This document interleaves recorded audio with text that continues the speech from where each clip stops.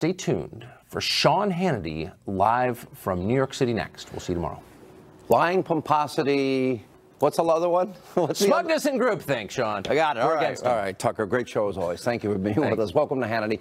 President Trump is holding firm tonight. We have new information on that key promise to build the wall in terms of the southern border in bipartisan negotiations with lawmakers today. It was a fascinating and historic on-camera debate.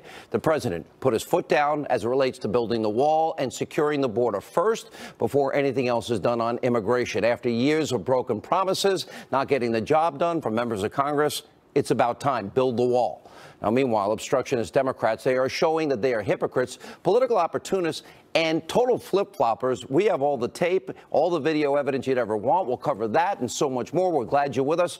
Tonight's breaking news, opening monologue next.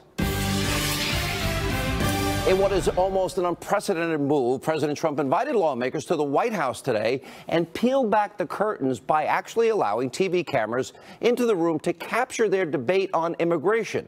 Now, most of you, I'm sure, were unable to watch this play out in full, so we're going to play large portions for you tonight in case you missed it. Now, the president started off the discussion by telling members of Congress that border security has to come first in any deal. Yes, and we want the wall. Take a look. We're here today to advance bipartisan immigration reform that serves the needs of the American families, workers, and taxpayers. It's DACA. We've been talking about DACA for a long time. I've been hearing about it for years, long before I decided to go into this particular line of work. And maybe we can do something. We have a lot of good people in this room, a lot of people that have a great spirit for taking care of people we represent, we all represent. For that reason, any legislation on DACA, we feel, at least a strong part of this group feels, has to accomplish three vital goals. And Chairman Goodlatte will be submitting a bill over the next 2 to 3 days that will cover many of the things. And obviously that will, if it gets passed, it'll go to the Senate and they can negotiate and we'll see how it all turns out. But I feel having the Democrats in with us is absolutely vital because this should be a bipartisan bill. This should be a bill of love. Truly, it should be a bill of love, and we can do that. But it also has to be a bill where we're able to secure our border. Drugs are pouring into our country at a record pace. A lot of people are coming in that we can't have. We've greatly stiffened, as you know, and fewer people are trying to come in, but we have tremendous numbers of people and drugs pouring into our country. So in order to secure it, we need a wall. We need closing enforcement. We have to close enforcement loopholes, give immigration officers, and these are tremendous people, the border security agents, the ICE agents, we have to give them the equipment they need. We have to close loopholes.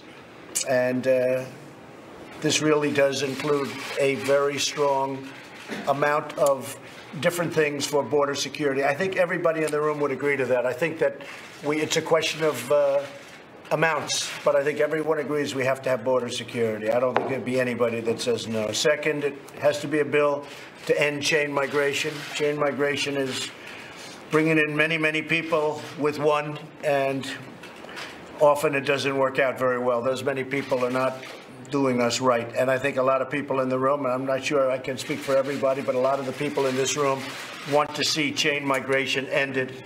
And we have a recent case along the West Side Highway having to do with chain migration, where a man ran over, killed 8 people, and many people injured badly, loss of arms, loss of legs. A horrible thing happened. And then you look at the chain and all the people that came in because of him. Terrible situation. And the other is to cancel the lottery program. They call it visa lottery. I just call it lottery, where countries come in and they put names in a hopper. They're not giving you their best names. Common sense means they're not giving you their best names. They're giving you people that they don't want. Now, as you watch this tonight, remember, this is the same president that the media and every Democrat has been telling you for days and weeks, and in some cases months, is absolutely crazy. No, he was very engaged. He was totally in charge and being transparent, extremely patient, and common sense solutions were being offered. He was giving you, the American people, a rare glimpse into a historic process on the important issue of immigration reform. And just a few hours ago, well, the president tweeted, "As I made very clear today, our country needs the security of the wall on the southern border, which must be a part of any DACA approval." President obviously now refusing to back down on building the border wall. I've been saying this for months and years. In order for the GOP to be successful, you guys want to win the midterm elections? Build 200 or 300 miles of the border wall. Go down there and cut your commercials. Promise made, promise kept, voters happy. The American people need to see tangible results, and progress being made on this key promise is key for November. This has to be fund the wall, build the wall first, because it's always like, oh, you get the tax increase, you never get the spending cuts they promise. You always get the consideration, the amnesty, whatever it happens to be. The wall never gets built. We have been down this road. We've seen this rodeo before. You Republicans, you want to win in November? You're up for election, not Donald Trump. Put the American people, put their security first, and show them that by November, you're keeping your promises. Just smart, good for the country, good politics. After the president's remarks, Democrats, they quickly moved to their debate. All they care about is amnesty, DACA, amnesty, and DACA. Take a look. Democrats are for security at the borders. I want to state that emphatically. There's not a Democrat that is not for having secure borders. There are obviously differences, however, Mr. President, on how you affect that. You just indicated that yourself. And you indicated this would be a first step, and then we continue to talk, as we're talking today, about how we best secure the border. There are differences of opinion within your party and within our party. So I would urge that we move forward on protecting the DACA protected individuals, young people, young adults, as you pointed out in one of your statements, who are productive parts of our community, that we protect them and get that done. And then, because I think everybody around the table, as you pointed out, is for security, and then the issue is going to be how do we best affect that border security. So I would urge us to move, as Senator Durbin has urged us to move, on the DACA students. As a matter of fact, the Speaker, I think today, but maybe yesterday, said we need to solve the DACA issue, and we need to solve it in a way that is permanent, not temporary. And I agree with him on that issue. And interestingly, when you say that, President Obama, when he signed the executive order, actually said he doesn't have the right to do this. And so you do have to go through Congress, and you do have to make it permanent. Whether he does, whether he doesn't, let's assume he doesn't. You said it. And that was a temporary stopgap. I don't think we want that. I think we want to have a permanent solution to this. And I think everybody in this room feels that way and very strongly. What happened, Mr. President, I think, is that the Senate passed a comprehensive immigration bill, as you know. Right. We did not consider it in the House, so we didn't reach those issues. Very frankly, on border security, Mr. McCall, the chairman of the committee, reported out a unanimous security solution, which we then included in the bill that we filed on comprehensive immigration reform. So I think we can reach agreement. Well, I also think that after we do DACA, and I really believe we should be able to be successful, I really think we should look in terms of your permanent solution and to the whole situation with immigration. I think a lot of people in this room would agree to that also, but we'll do it in steps. And most people agree with that, I think, Dick. We'll do it in steps. Even you say, let's do this, and then we go phase two. Kevin, what would you like to say? Well, first, I want to thank you for bringing everybody together. You got the Senate, you got the House, you got both parties. And I like the exchange of ideas. And I think everybody has a point here. The one thing I don't want to have happen here is what I saw in the past. There were former bills that were passed on border security years ago that never got finished. There are immigration bills passed that were right back at the table with the same problem. Let's make a commitment to each one, and most importantly to the American people, that when we get done and come to an agreement, that we're not back at this problem 3-4 years from now.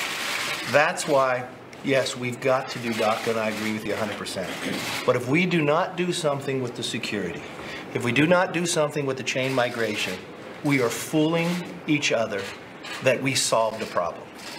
You know how difficult this issue is. So let's collectively, we're here at the table together. I'll be the first one to tell you we're all going to have to give a little, and I'll be the first one willing to.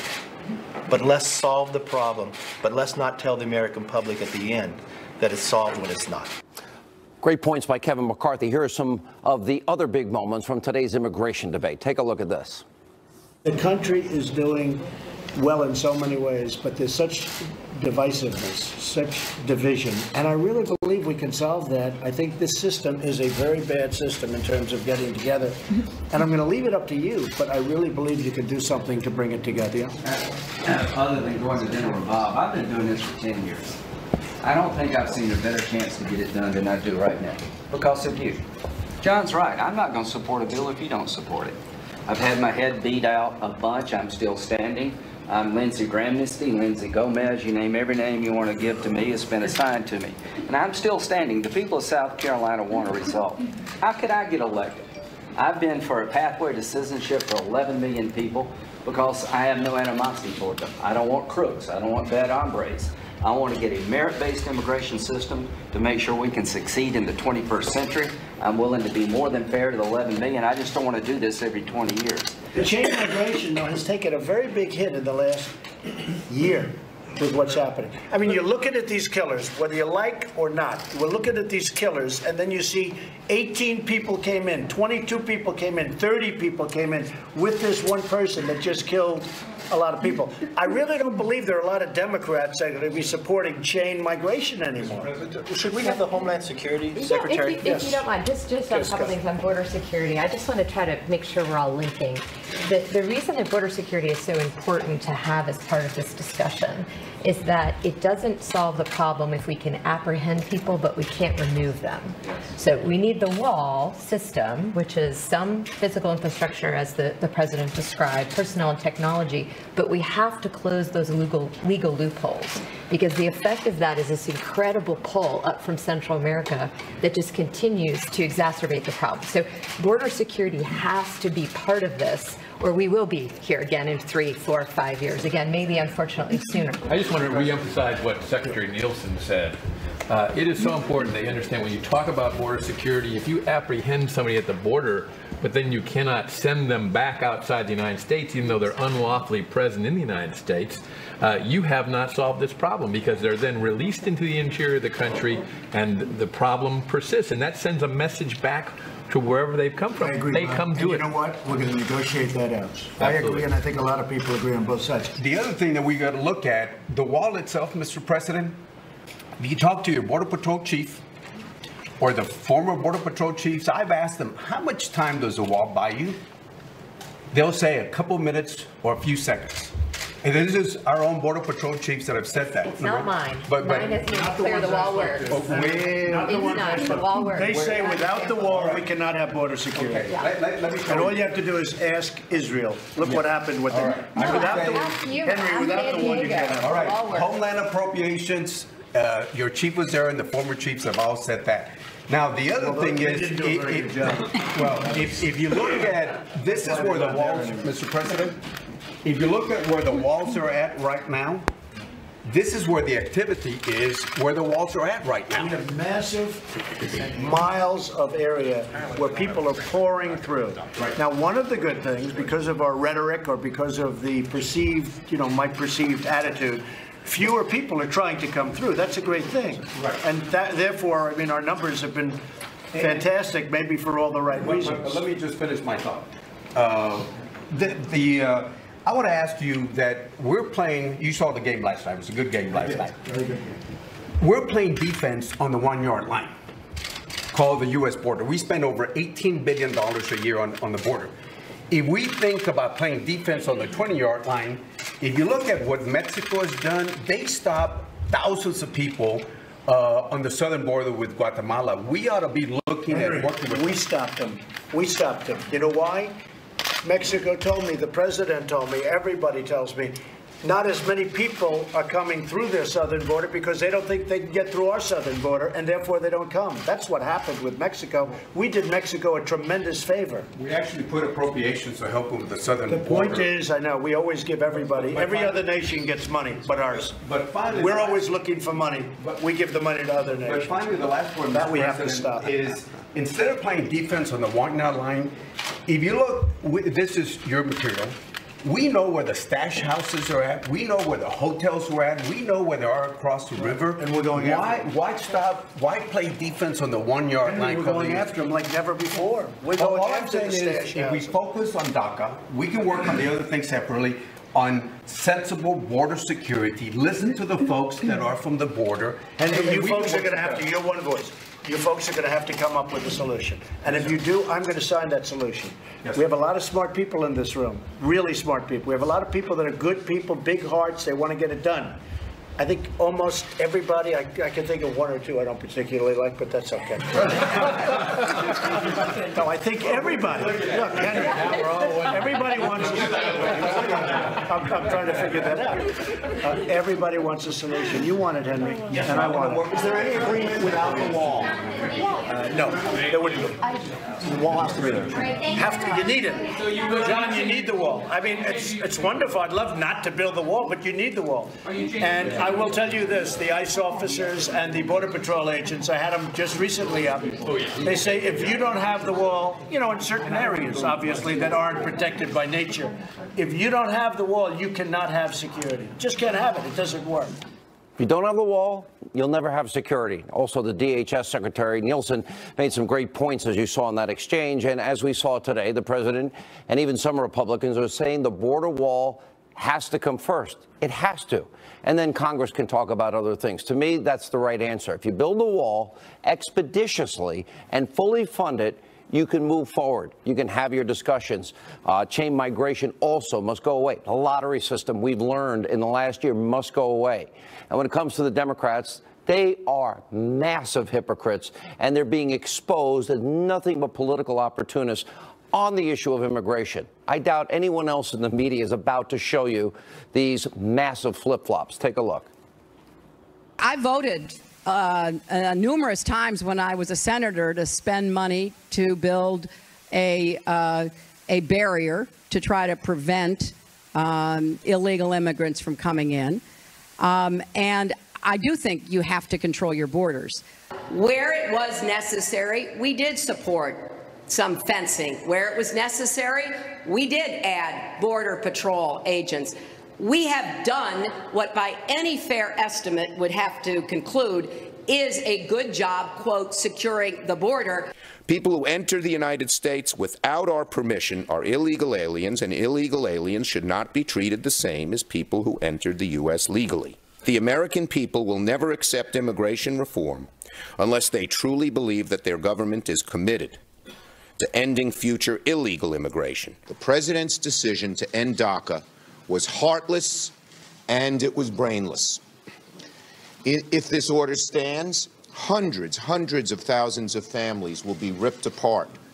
Tens of thousands of American businesses will lose hardworking employees.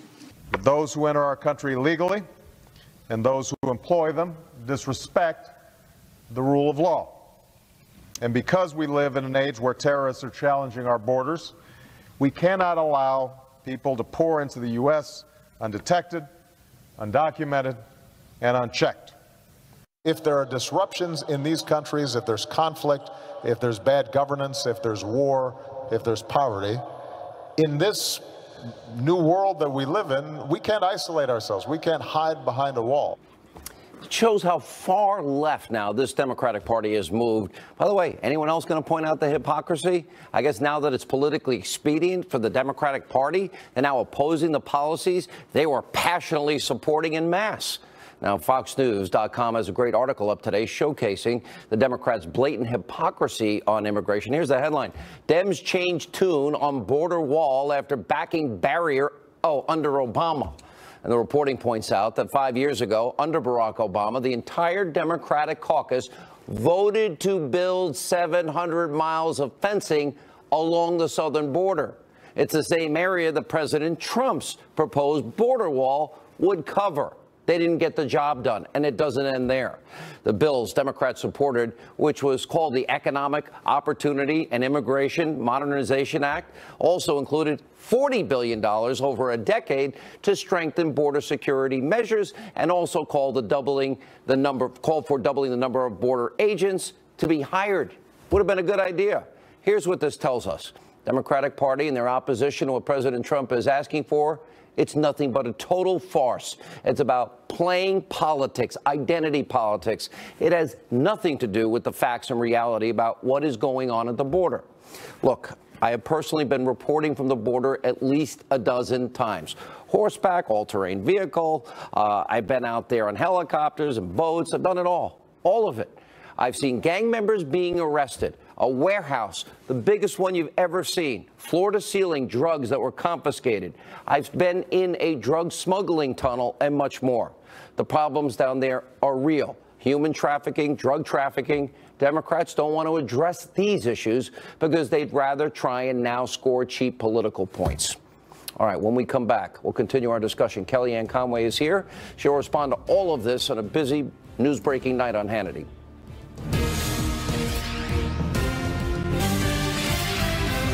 Is there any agreement without the wall? No, there wouldn't be. The wall has to be there. You need it. John, you need the wall. I mean, it's wonderful. I'd love not to build the wall, but you need the wall. And I will tell you this, the ICE officers and the Border Patrol agents, I had them just recently up. They say if you don't have the wall, you know, in certain areas, obviously, that aren't protected by nature, if you don't have the wall, you cannot have security. You just can't have it. It doesn't work. Welcome. Got it. Welcome back to Hannity here with reaction to my opening monologue and the president's big bipartisan meeting on immigration at the White House today. Counsel to the president, Kellyanne Conway, is back. Good to see you, Kellyanne. Here, the president put out this tweet earlier tonight, and he said, building the wall, and we heard him over and over again, it's imperative. I know that conservatives, friends of mine, they doubt because they've been promised again and again and again. We always get the consideration, amnesty, never the wall. We always get the spending increase, never the tax cut. Now we have the tax cut. People want to see that wall. They want to see some of it by November. Everyone in that room today, everyone watching now, knows where the president stands on the wall. He just repeated it for you, live and in person in front of the entire world to see, Sean. Yep. The wall is an imperative. And the wall, the president made clear today, because he's conferred with those literally on the front lines who want this wall. He asked the ICE agents, he asked the Border Patrol agents, he asked those on the front lines what they need. Secretary Nielsen has asked her, folks, what do you need to be able to do your job, to make us a more safe and secure nation? And they've all said, we need this type of we need a border. You know, we have spent billions of dollars over decades helping other countries secure their own borders, their own sovereignty. It's high time we did it in our country, and this is the leader who will make it happen, Donald Trump.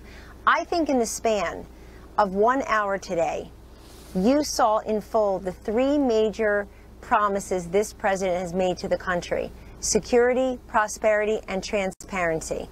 The transparency is obvious. Even some of his greatest critics in the media were flabbergasted, really stunned but appreciative, that this president held forth on camera for a full hour with no filter, no script for anybody, just a conversation, bicameral, bipartisan, unprecedented in that way in the cabinet room. Secondly, the security. This president knows his first obligation is to keep us safe and secure in this country. You do that with a wall. The wall, the southern border is 2,000 miles. About 800 or so might be the physical wall. There are mountainous and river areas where you can't put a physical structure, but you can put fencing, you can have technology, you can put more agents there. It makes us more safe and secure. People are already not crossing as much as they did illegally because this man is president, because they know walls are being built, because they know that folks are tougher. We don't want the poison, the drugs coming over our border. We don't want people here illegally through chain migration and the visa lottery. And finally, the prosperity. Economic security and national security go hand in hand. And you see what's happening with this president, his leadership, his bold actions along with that of the Republicans in Congress, and that massive tax cut for the middle class. They are making this country more prosperous. Consumer confidence, unemployment levels down for African Americans, for teens, for Hispanics, for women, for all of America. All the confidence measures up. National security, economic security go hand in hand. The wall is not negotiable. The Democrats came there today basically saying DACA is not negotiable. Give us a clean DACA bill. The president said no. The wall, DACA to be considered the wall, but also an end to chain migration, which accounts for about 9.3 million resettled in the population a year. But you know, one person comes here and you get about 7 family members. Some sending countries send upwards of 20 members. It has to stop. When I showed the tape of Chuck Schumer, then there's Bernie Sanders, then there's Hillary Clinton, then there's Barack Obama. Yes. You know, all these Democrats, they basically sound like Donald Trump. But now, because Donald Trump supports it, they can't possibly support it. Only if the anointed one, Obama, maybe if Oprah supported it, they support it. And so is it just opposition to this president for the sake of opposition? And the other point is, all these days, I saw a president in command of the facts, leading, opening up transparency like we never had before today, and that's what made it so fascinating. It was, and those of us who work there see that every day on a regular basis. He really enjoys a discussion. He welcomes dissent and he welcomes discussion. This president takes many different inputs and ideas, and he makes the final decision. He was the one elected here after all. But I think what you saw on full display today is very similar to what we see on an ongoing basis at this White House. And let me just say this. When you ask what's different now, sure, what's different for these Democrats, including Hillary Clinton, they are crowing and bragging about how much she doesn't think we should have people crossing illegally and we should have borders. And wow, she should have said that in 2016. She might have made some of those states more competitive, although anyway, we would have won anyway. But the fact is that what's changed is, number one, they have a president who's willing to actually do it. And just like with these tax cuts, just like with moving the embassy to Jerusalem, people have promised it, but they never thought they'd have a president who would do it. Number two, they are beholden, many of them, to special interest. And this is a president who's talking about national interest, not special interest. Last question, quick answer. We're running out of time. For 2018, isn't it good for the Republican Party to be able to say, see, we're keeping our promise. We have 200 or 300 miles of the wall done now. Take a look at it. We meant it. We got it done. No doubt. We didn't get here overnight. We know the wall can't be built overnight, but people seeing that it is happening, that you have a physical wall, you also have technology, you have fencing in places where a physical wall cannot happen. And most importantly, you end the chain migration, the diversity visa lottery, and you show people about that southern border that we have more ICE agents there. We need to empower these men and women with the tools they need to do their jobs. All right, Kellyanne, thanks for staying up late. I know you're always up early. We appreciate it. When we come back, Ed Henry is here with a live report on disturbing new details on the anti-Trump dossier. Also, Laura Trump and more.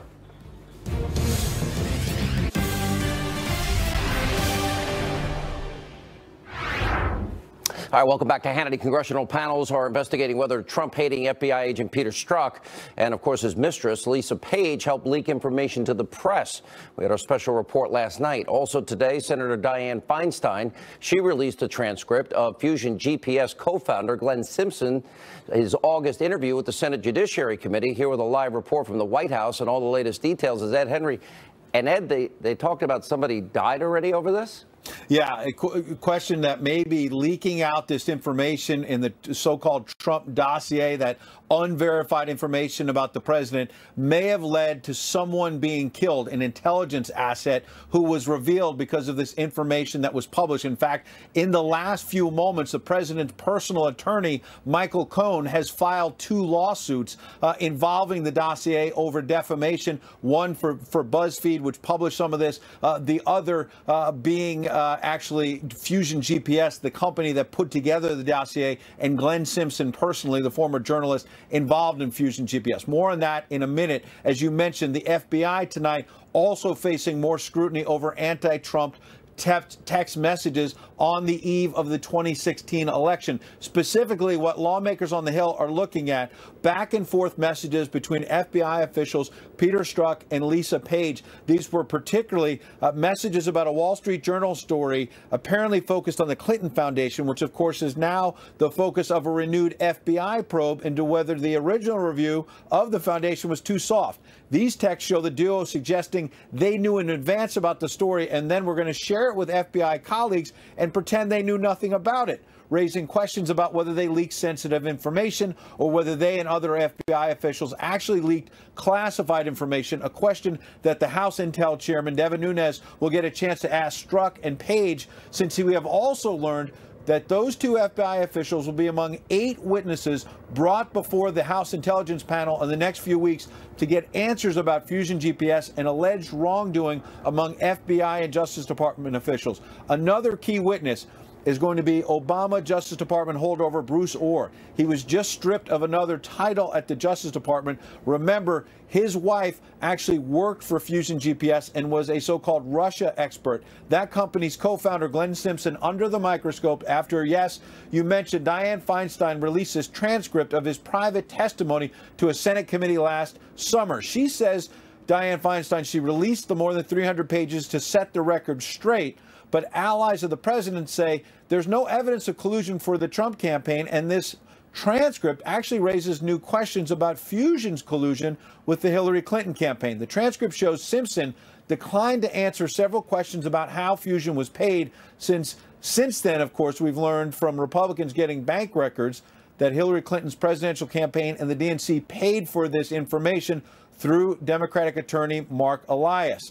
Now, when Simpson was pressed on whether Fusion GPS was a Democratic link firm, he responded that he did not think so, despite that money passing hands. As I mentioned at the top, breaking this hour, though, about this dossier, the personal attorney for the president, Michael Cohen, longtime ally of the president, just filed 2 suits. In New York State, he's filed a suit against BuzzFeed for publishing some of the dossier. BuzzFeed has just put out a statement tonight saying that, quote, the interest to the public is obvious in that dossier, and that's why they published it, and they will aggressively defend their First Amendment rights. And then meanwhile, that's in state court in New York. A federal lawsuit just filed by Michael Cohen, the personal attorney for the president as well, against Glenn Simpson and Fusion GPS, this firm that put together the dossier with that former British spy, Christopher Steele. So this is just breaking the last few moments, Sean, and it shows that the Trump camp is really fighting back here over all of this, Sean. All right, Ed, great report tonight. We appreciate it. And joining us now with reaction, Fox News contributor Sarah Carter, Fox News legal analyst Greg Jarrett is with us. You know, Sarah, this is the Hillary Clinton bought and paid for dossier with paid for Russian lies and propaganda and salacious details that were never true. Go ahead.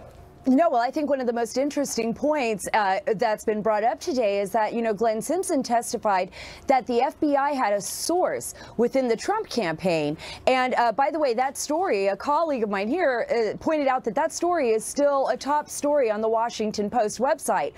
What's interesting is that, according to people close to Glenn Simpson and Fusion GPS, he misspoke. That isn't true at all. That what he was referring to was Papadopoulos actually in London. So here we have, you know, the Washington Post still with the headline out there that there was a source working inside the Trump campaign for the FBI, and it's flat out wrong. So there's a lot of factual errors, and even within his own testimony, there appears to be misleading. They went nuts with this. And you're right, they've been wrong. They've been wrong all along. Let's talk about the legal side of this, Greg Jarrett. I'm glad Michael Cohen was fighting back. Truth does matter. Sure. Thoughts? Oh, it absolutely does. And it's a legitimate defamation lawsuit, a false statement. And clearly the dossier is false that damages somebody's name and reputation. Look, I went through all 311 pages of Glenn Simpson's testimony. It's pretty clear this is a guy who trades in rumor, innuendo, suggestion, and wild speculation. I think he's read too many Robert Ludlum and Tom Clancy novels. Yeah. I mean, basically the entire 311 pages is trash because this guy doesn't know anything. The dossier, he's asked as to every specific aspect of the dossier. Did you verify this? Did you verify that? And the answer is no. Amazing. I love the fact you read everything, and we love you for it, Greg. You really are amazing. Sure. Let me ask you this. They're talking about already a death in the case. Now, hang on a second. When we reported, Sarah, right here on this program, that Hillary Clinton and the Fox News channel reported that 5 foreign intelligence agencies, 99% likelihood that they got all of those 33,000 emails and then some, and classified in top secret and special access programs, if James Comey is drafting that, in fact, remember the draft, the exoneration before the investigation. That's right. And Comey wrote himself that it was likely these foreign entities got it. Do we know of any potential harm that came to anybody? Well, certainly. I mean, this is the main reason why we don't want classified information in the hands of enemy states and even our allies. We want to keep that very guarded.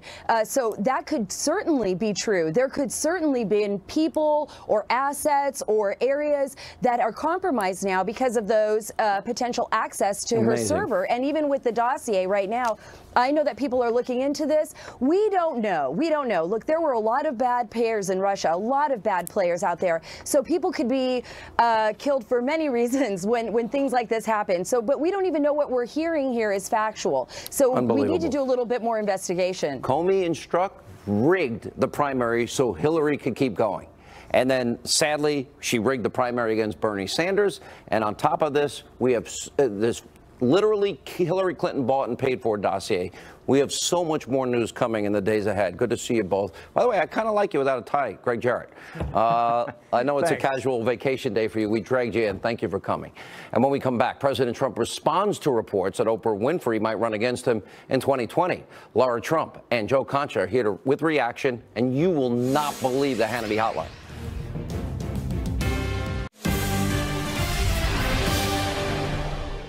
Yeah, Albino, Oprah would be a lot of fun. I know her very well. You know, I did one of her last shows. She had Donald Trump, this is before politics, her last week. And she had Donald Trump, and my family was very nice. No, I like Oprah. I don't think she's going to run. I don't think she's going to run. I know her very well. The president earlier today responding to a report Oprah Winfrey might be the savior for the Democrats against him in 2020, something the liberal media has been completely giddy about. Here with the reaction. The Hill's Joe Concha and President Trump's daughter-in-law and senior advisor for Trump 2020, Laura Trump, is with us. First of all, congratulations. I just saw pictures of the baby. Thank you. Absolutely. That hair is to die for. It's amazing. Look, I honestly think that when all the noise settles, at the end of the day, the fact that we have 2 million fewer people on food stamps, the economy is turning around, every indicator. I won't go through the list now. Oh my gosh, we could go on for hours, right? I have 100 and some accomplishments in year one. Yeah. Well, listen, let's not forget that is what the strategy is for 2020. That is what my father-in-law is going to run on. The incredible achievements. We've already seen he hasn't even been in office for a full year. And look at what he's done. So I would love to know if Oprah is who we have to run against in 2020. She's an incredible woman. I think she has many, many accomplishments under her belt, a great television host. But let's not forget, Donald Trump in 2016 defeated 16 incredible GOP candidates and Hillary Clinton, and the media laughed darling at the of the idea. media. Oh, they had said he had no shot. And it's going to be a lot harder, I think, to run against him in 2020 than anybody is suggesting right now. And I think Oprah would be very smart to sit this one out. Yeah. Well, why is there a desire always of the media, Joe, for their savior? Because we know that they wake up in the morning seeing what they can hate Donald Trump about for any given day. Sean, I think the media is advocating for an Oprah Winfrey candidacy because never in the history of clicks and ratings would there be anything better from an infotainment perspective, from a business perspective, than Winfrey versus Trump in 2020. And I just find it amazing that the same media that derided a political novice and a TV host for having the audacity to run in 2016 is now drooling over the prospect of Oprah Winfrey doing it in 2020. Yeah. You know, one of the things I always like to ask you, because I watch the attacks on your family. You know that they always wanted to get Donald Trump. They never thought he'd win. Then he wins. Then they're attacking it. Then Russia collusion, not proven. A lot is now boomeranging back, but it's hard. How hard has it been on your family? Listen, I won't lie and say it's been easy. It's hard every single day. We get hit from every possible angle. No matter what we do, we're going to get hit. So I think for all of us, it's about making sure that we support my father-in-law and the incredible job that he's doing for this country. The agenda is good for the country, Laura. It is. There's no two ways about it. And come February 1st, when people have a lot fatter paycheck, even the people that didn't vote for Donald Trump are going to say, wait a minute, maybe this guy is onto something. Maybe this tax reform was a good thing. How is the baby's 4 months old, right? Almost 4 months old this week. Has he been in the Oval Office yet? He has. Yeah. Yes. And you have those pictures. Have you tweeted those out? Oh my gosh, yes, we have. Actually, Eric tweeted a picture out of him there. You know he has the same desk that John F. Kennedy had and Ronald Reagan had, and they still have that opening. I think he may be the youngest to sit behind that desk, Arthur. Oh, is that true? Yeah. I would take the picture in the opening, too. Yeah. And definitely with the hairstyle I saw today. It was amazing. All right, last word, Joe Concha. I think at the end of the day, the noise goes away. Is the economy better, and are we safer as a country, and how many promises did he keep? Well, that's what you have to look at, Sean, was what was the 5 biggest issues that voters voted on in 2016, according to most polls. Economy, okay, which you could say things are going excellent, as you pointed out before. Jobs, unemployment at a 17-year low. ISIS, the caliphate, 98% of it destroyed. Healthcare, incomplete. That didn't work out in 2017. And then, obviously, immigration, which is being discussed today. We're in year 2 now. So if 4 of those 5 are kept, I don't see Wisconsin, Pennsylvania, Ohio, Michigan, those key states where trade and economy were really important. It's hard to see those votes flipping. And again, it depends on the Democrats. Show us 200, 300 miles of the wall. Great to see you. Welcome back. Thank you. Congrats on the baby. Thank you so from much. all of us. All right. Last night, a guy says, every time I open my mouth, a kitten dies. Tonight's Hannity hotline is worse.